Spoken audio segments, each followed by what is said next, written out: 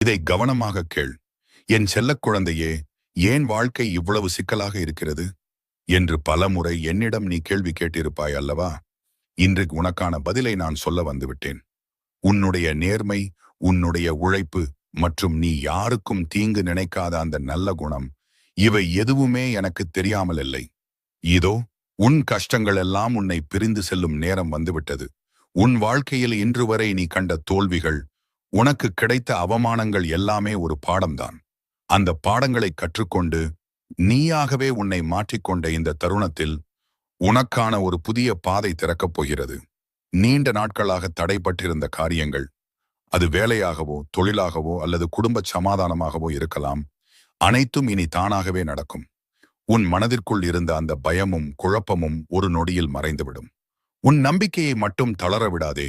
என் வேல் உனக்கு முன் நின்று வழிநடத்தும். இந்த முருகனின் வாக்கு